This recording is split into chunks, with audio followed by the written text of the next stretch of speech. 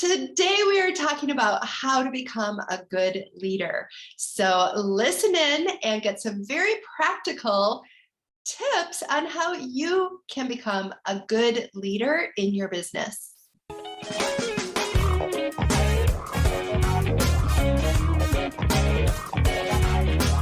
Welcome to the Breakthrough Mastermind Show.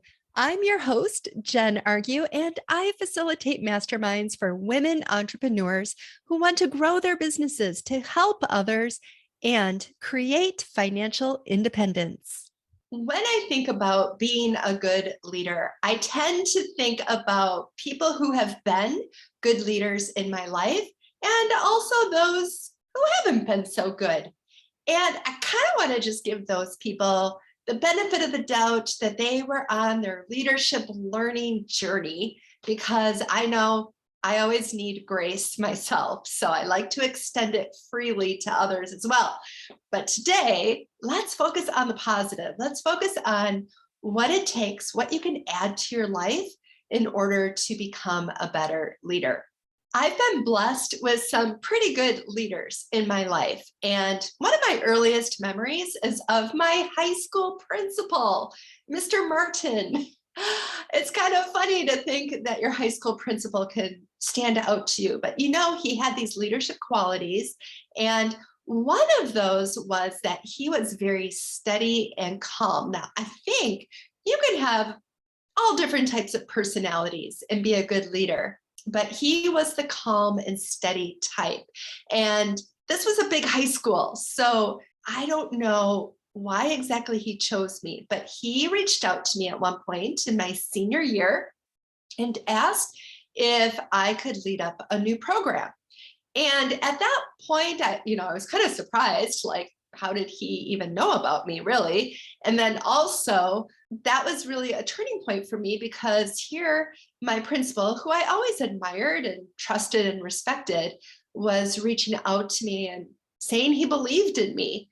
And I think that's a quality of leadership that always has stood out to me, that if you can look at the people who are under your care and be able to see potential in them and invite them into playing bigger roles, that is a really great leadership quality. So I was super impressed with his leadership.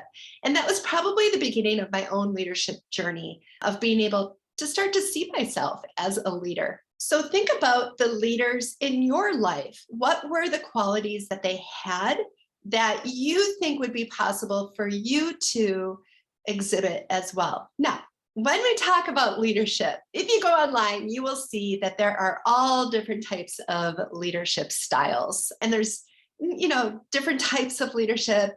Some articles will say there's 3 types of leadership. Some say 7, some say 10.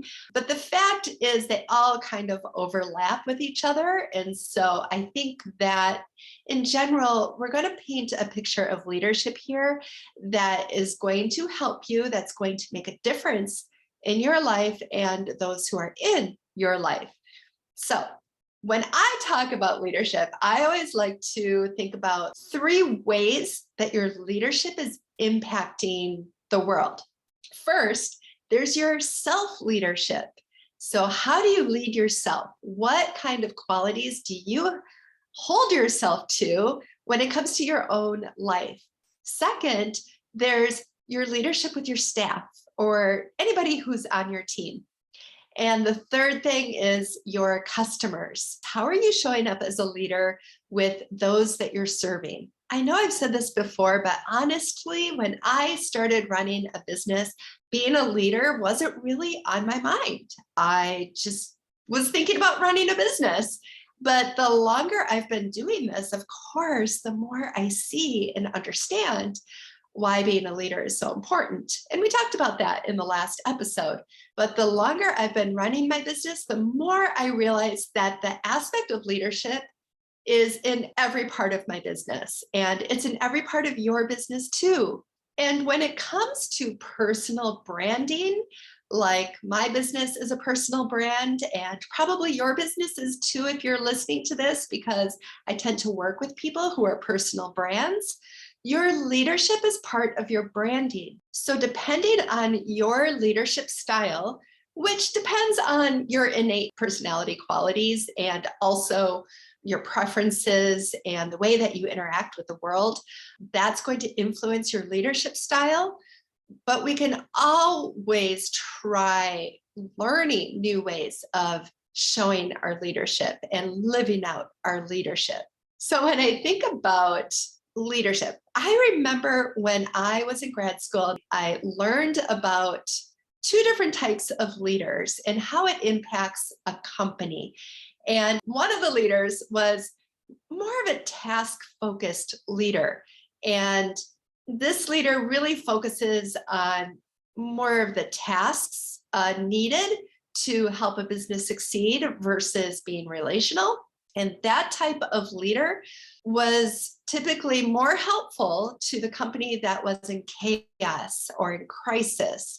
They would typically call in a leader who is more task focused, could bring some calm to the chaos and help the company succeed from that point.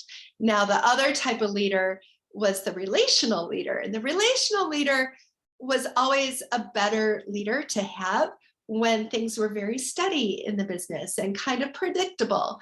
At that point, people really grew from having a relational leader. Now, I remember I worked at this one company where it actually had both. It was so clear in my mind that there were these two leaders. They were co-owners of the business, and they both were in the building at the same time. They both worked there at the same time. And in my head, I couldn't help it, but I always labeled one as the mayor and the other one as the sheriff.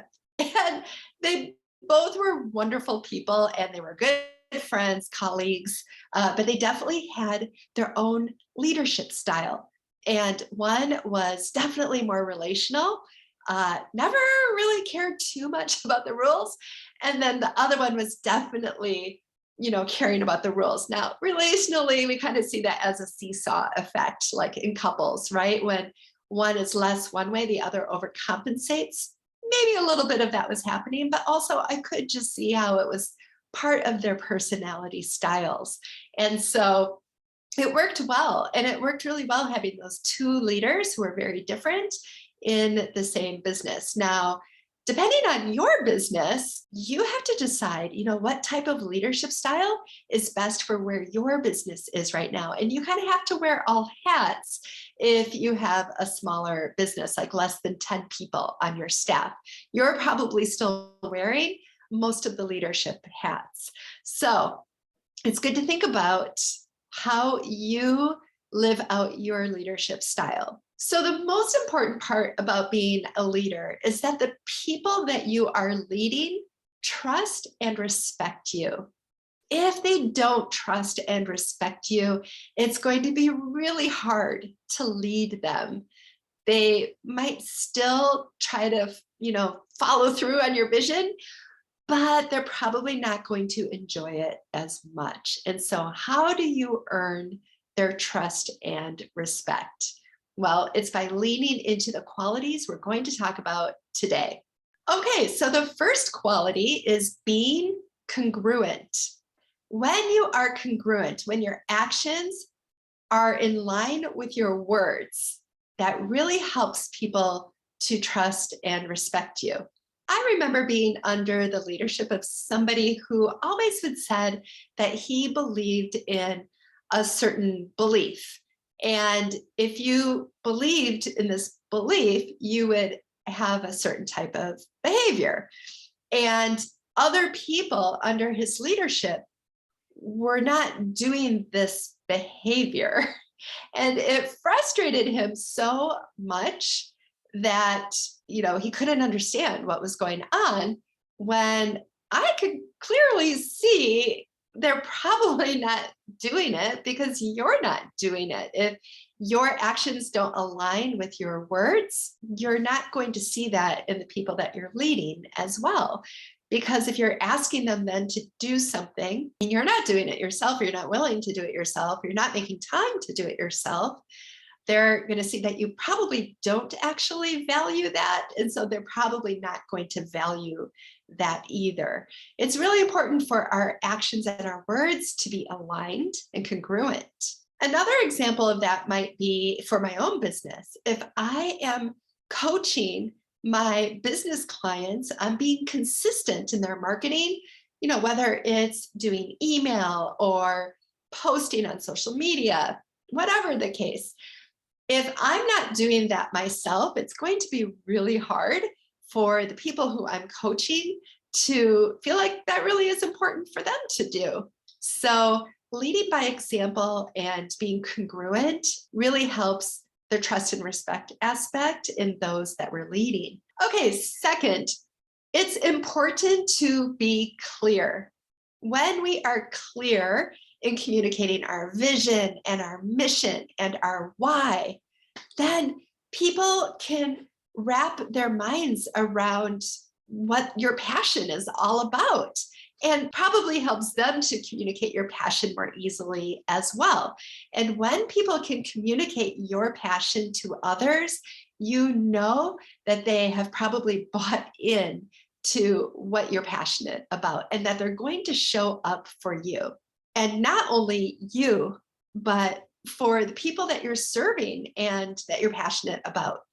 Imagine if you were under somebody's leadership and you weren't really clear about what their mission or vision or their why was. I imagine the energetic impulse in that group would be pretty low. I don't think people would really know what the purpose is. And people really are more driven by purpose than by money, especially in the long run. So third, show an interest in people.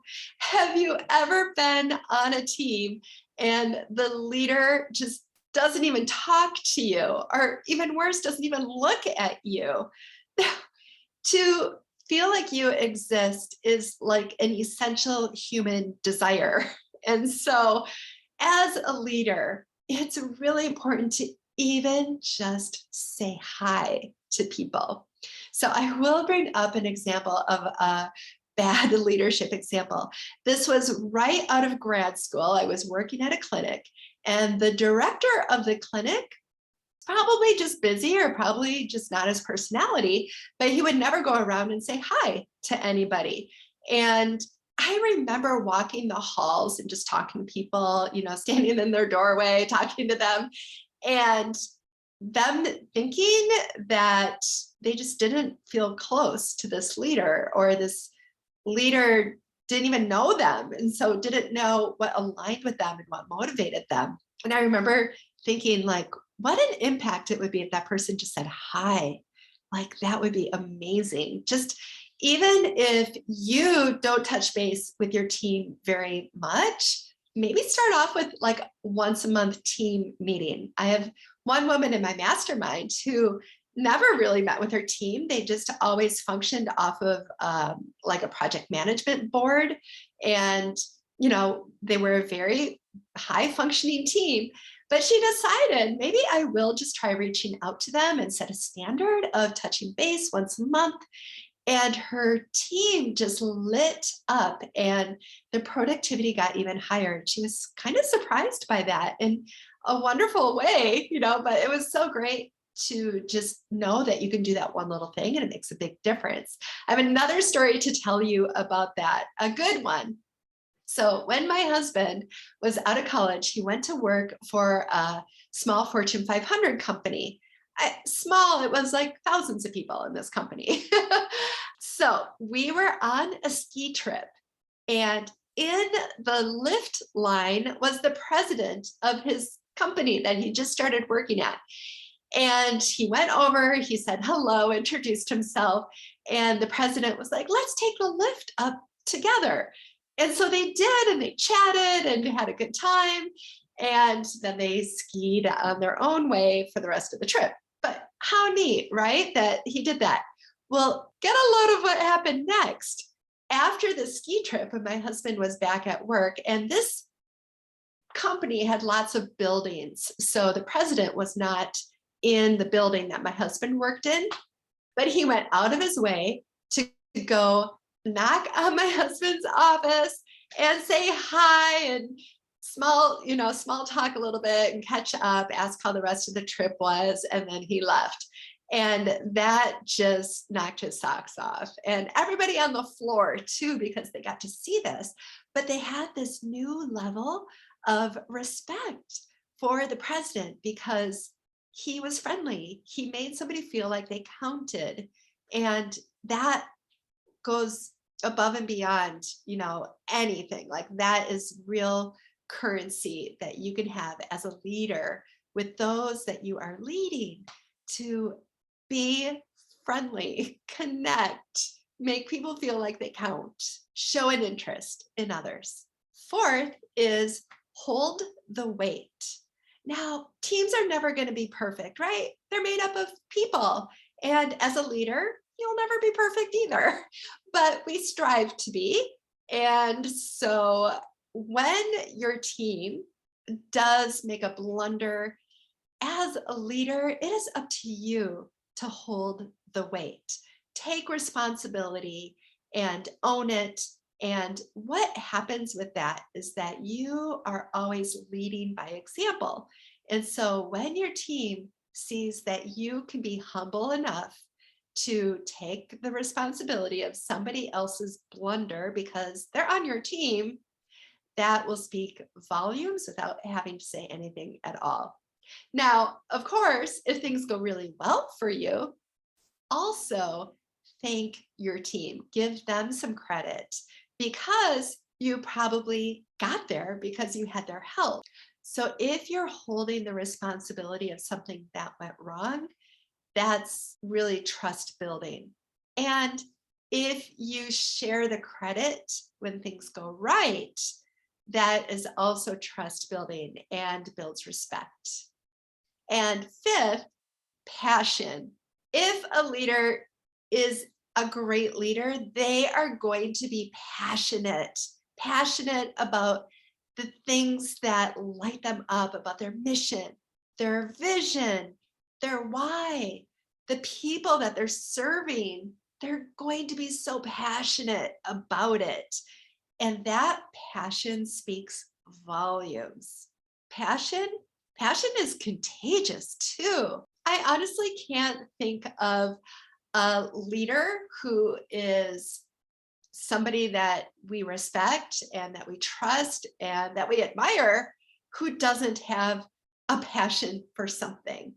They are focused and on fire. You can tell when a passionate leader walks into a room. They just hold this big energy, right?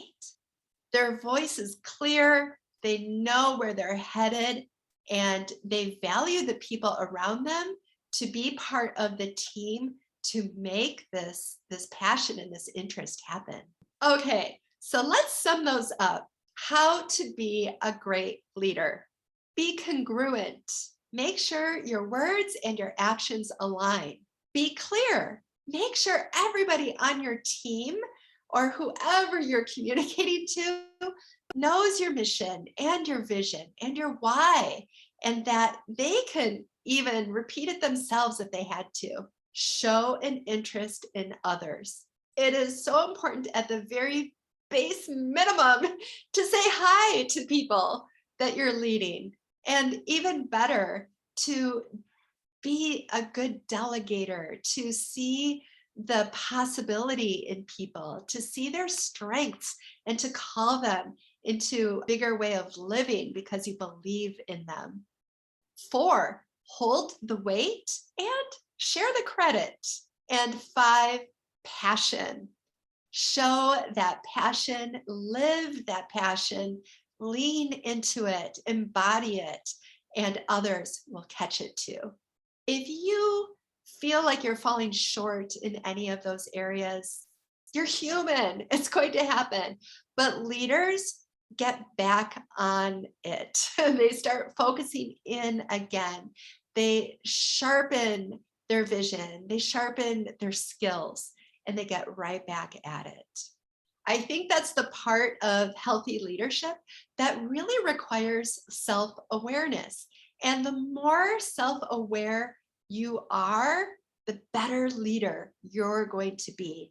I'm so glad that you joined me today, and I would love to hear from you. Which of those are your favorite leadership skills, and maybe which one is the most challenging? And I'd also love to hear if you have another one to add. Email me, let me know about it, or direct message me on one of the social platforms. I'm pretty much on all of them. So I would love to hear your input. Thank you so much for joining me on this 3-part series on leadership. And if you are looking for more support, challenge, and inspiration in running your online business, I would love to have you apply to my mastermind. Check it out at jenargue.com.